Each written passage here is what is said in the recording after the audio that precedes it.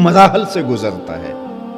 تو وہ ان کہانیوں کو بیان کرتے ہوئے جب عید کا چاند طلوع ہوتا ہے اور بچے اپنے مکانوں کی چھتوں پہ چڑھ کے عید کا چاند دیکھتے ہیں، اور چاند جب نظر آ جاتا ہے تو پھر وہ نیچے آتے ہیں، تو اتنی خوشی ہوتی ہے کہ سرشاری کے عالم میں بچے 3 سیڑھیاں پھلانگ رہے ہوتے ہیں۔ تو جب وہ آخری سیڑھی پہ آتے ہیں تو شور سن کے باپ بھی پہنچ چکا ہوتا ہے، اور سیڑھیوں پر ہی اپنے بچے کو اپنی آغوش میں لے کے سمیٹ لیتا ہے اور اس کا منہ چومتا ہے، اور یہ خوشی کا عالم جو ہے وہ اور دوبالا ہو جاتا ہے۔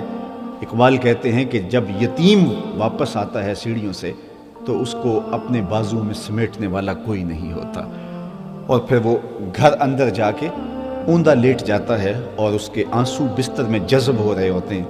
اقبال تصور میں ہی یتیم کو وہاں سے اٹھاتے ہیں اور کہتے ہیں آ تجھے میں حضور کی دہلیز پہ لے چلوں، تیرے دکھوں کا مداوا کہیں اور نہیں ہوگا، تیرے دکھوں کا مداوا اسی چوکھٹ پہ ہوگا۔ اور آقا کریم یتیم کے سر پہ ہاتھ رکھتے ہیں اور اسے کہتے ہیں کہ تجھے میرے ساتھ ایک نسبت ہے کہ میں بھی در یتیم ہوں اور تو بھی یتیم ہے۔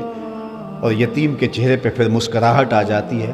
پھر حضور علیہ الصلوۃ والسلام اپنی امت سے مخاطب ہوتے ہیں۔ اقبال تصور میں یہ کہانی بیان کر رہا ہے کہ گر تم سمجھو تو 100 باتوں کی یہ ایک بات ہے، آبرو میری یتیمی کی تمہارے ہاتھ ہے۔ تو یتیم کے درد حضور جانتے ہیں، اس لیے کہ حضور اس مرحلے سے گزرے ہیں، اور یہاں تک لوگوں کو تاکید کی۔ کائنات کے اندر اتنا حساس دل آپ کو کسی کا نہیں ملے گا جو میرے حضور کو اللہ نے عطا کیا۔ عزیز علیہ ما عنتم، تمہارا مشقت میں پڑنا اس نبی کو جو ہے وہ اس نبی پر گراں ہوتا ہے اور اس کے دل پہ بوجھ آتا ہے۔ بلکہ فرمایا لو تدخل شوکۃ فی رجل احدکم لوجدت علمھا، تمہارے پاؤں میں کانٹا بھی چبھے تو اس کی تکلیف مجھے ہوتی ہے۔ مبتلائے درد ہو کوئی عضو روتی ہے آنکھ، کس قدر ہم درد سارے جسم کی ہوتی ہے آنکھ۔ تو لوگوں کی جذبات کا کیسے لحاظ رکھا۔ اللہ اکبر۔ یہاں تک حکم دیا کہ غریب کے سامنے اپنی دولت کی نمائش نہ کرو، بیوہ کے سامنے اپنی بیوی سے ملاطفت نہ کرو، بلکہ یتیم کے سامنے اپنے بچے کو بیٹا کہہ کے نہ پکارو۔ ہم ہمارا بیٹا ہے بیٹا کہہ کے پکار لیں گے تو حرج بھی کیا۔ کہا تم نہیں جانتے کہ جب تم اپنے بیٹے کو بیٹا کہہ کے پکارتے ہو، اس سے اظہار محبت کرتے ہو، تو یتیم کو اپنا باپ یاد آ جاتا ہے، اور اس کے پھر دکھوں کا مداوا کس کے پاس ہے۔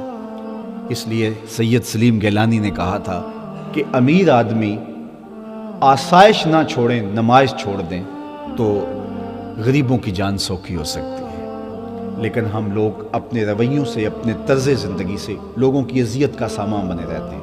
میرے حضور نے جو دین دیا اس میں تو اتنی حساسیت ہے کہ اپنے گوشت کی خوشبو سے غریب ہمسائے کو تکلیف نہ دو، یا تو تھوڑا سا پانی زیادہ ڈال لو، اور فرمایا شوربے کی ایک پیالی ہمسایوں کے گھر بھی بھیج دو۔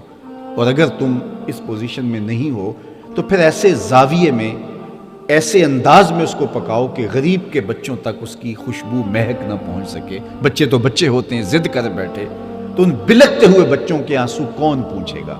وہ کیا کسی نے کہا تھا نا، دوپہر کو سلا دیتی ہے بچوں کو وہ اس ڈر سے، گلی میں پھر کھلونے بیچنے والا نہ آ جائے۔ تو اس لیے لوگوں کے جذبات کا خیال رکھنے کی تلقین کی گئی۔ دیکھیے کسی کو کھانا کھلا دینا یہ بات بڑی نہیں ہوتی ہے۔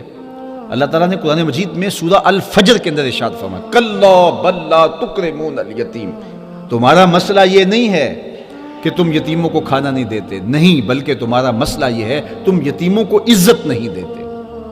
بچا ہوا کھانا کہیں پھینکنے کی بجائے کسی کے منہ میں پڑ جائے اچھی بات ہے، یہ تو کمال نہیں ہے۔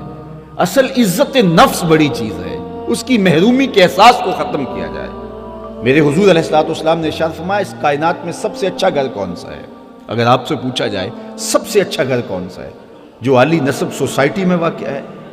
سب سے اچھا گھر کون سا ہے؟ جو ساحل کنارے ہے، جس کے لان کشادہ ہیں، جس کے کمرے کھلے کھلے ہیں، جو کسی پرفضا مقام پر ہے؟ سب سے اچھا گھر کون سا ہے؟ فرمایا سب سے اچھا گھر وہ ہے جس گھر میں یتیم رہتا ہو اور اس کی عزت بھی ہوتی ہو۔